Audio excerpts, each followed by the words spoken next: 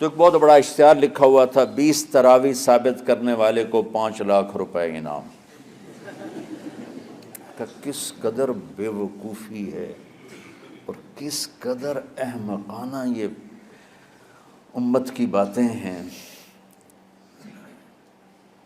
کہ 20 تراویح، سینکڑوں سال سے امت کا عمل 20 تراویح آ رہا ہے۔ تراویح کا نام جو پڑھا مجھے یوں لگتا ہے کہ اہل مکہ، یعنی اہل مکہ جو تھے نا، وہ 4 تراویح پڑھ کے ایک طواف کرتے تھے، تو وہ آرام کے لیے ہوتا، ترویحہ آرام، تھوڑی دیر کا آرام۔ تو 4 تراویح کے بعد ایک طواف کرتے تھے، وہ چھوٹا سا طواف 10 منٹ میں ختم ہو جاتا تھا، اور پھر 4 تراویح پڑھتے تھے، پھر طواف کرتے تھے، پھر 4 پڑھتے تھے، پھر طواف کرتے تھے۔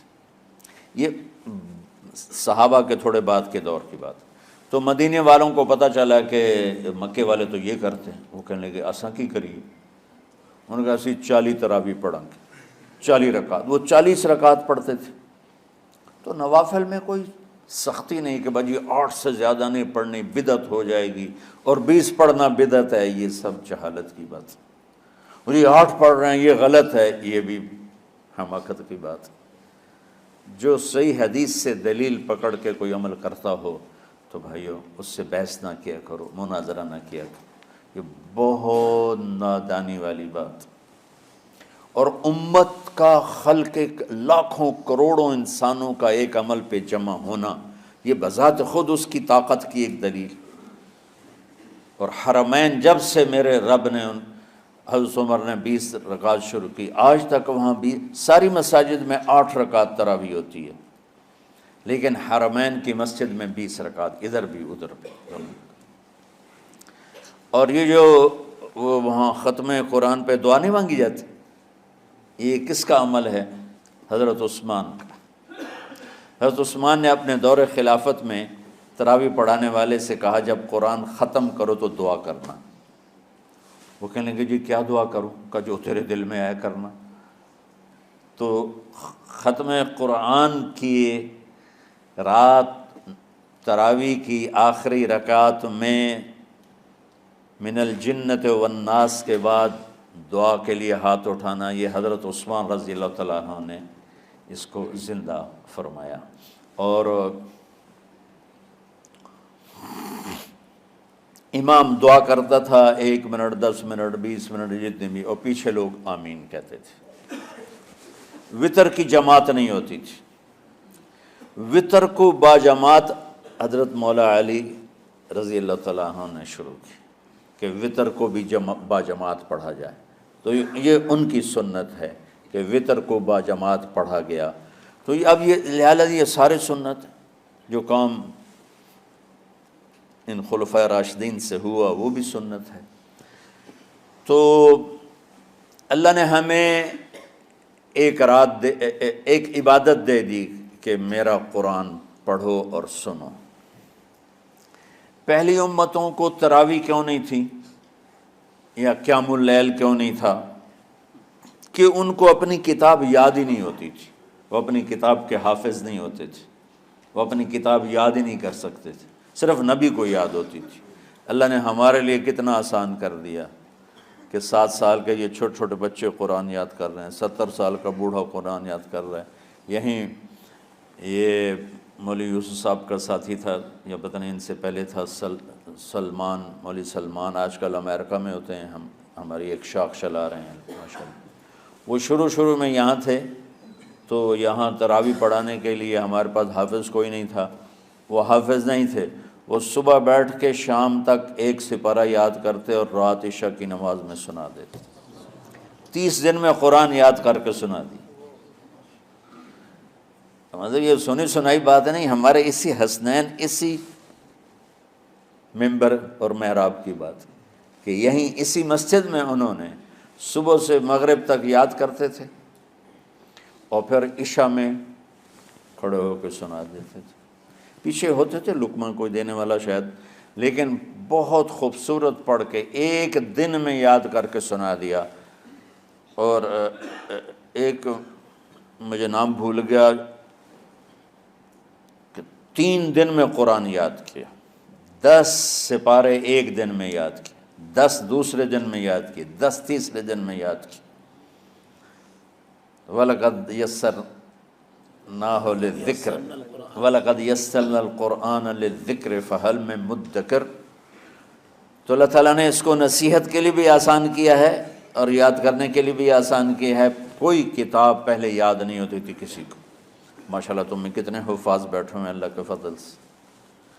اور جب میں ذرا ہمت میں تھا تو میں 3 دن میں قرآن سنتا تھا تراویح میں، 10 سپارے ایک رات میں، 10 سپارے اس سے اگلی 10 اس سے، پھر ہفتہ ہو گیا، پھر 10 دن ہو گئے، پھر اب 15 دن ہو گئے، اب 20 دن بھی ہو جاتے ہیں۔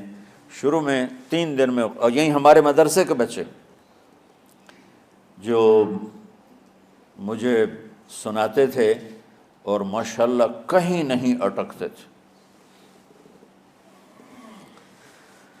ایک تو اسلام آباد میں ہوتا ہے اور ایک اب جنید ہے وہ امریکہ میں ہوتا ہے۔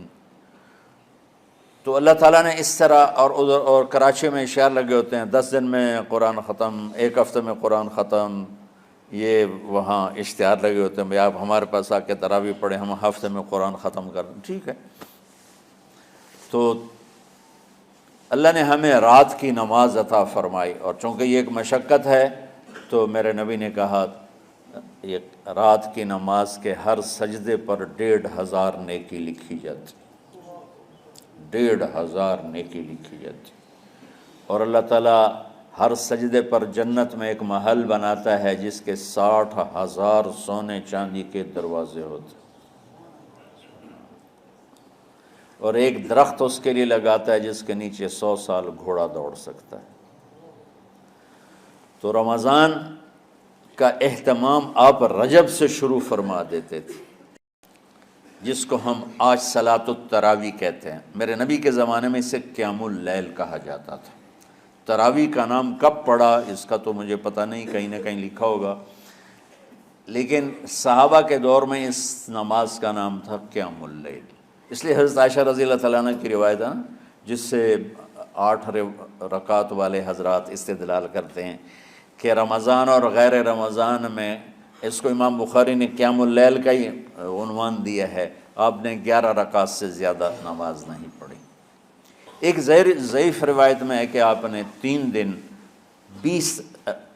دن پڑھائی نماز، یہ تو صحیح روایت ہے۔ کتنی رکعت پڑھائی؟ تو ایک ضعیف روایت میں ہے کہ 20 رکعت پڑھائی۔ اچھا، ضعیف روایت سے عبادت ثابت نہیں ہو سکتی حکم شرعی۔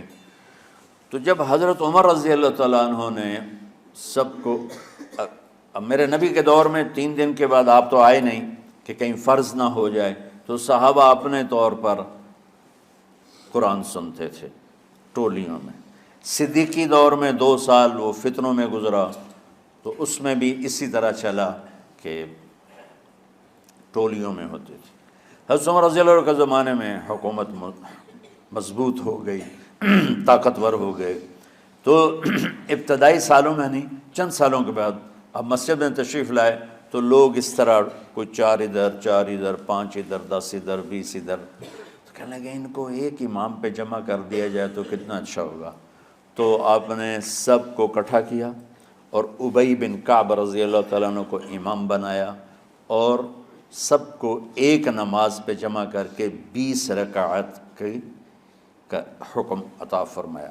تو حضرت عمر کا یہ عمل اس حدیث کو مضبوط کر دیتا ہے کہ چونکہ میرے نبی نے کہا علیکم بسنتی و سنت الخلفاء الراشدین من بعدی، کہ میری اور میرے خلفاء راشدین کی سنت پر مضبوطی سے عمل کرنا۔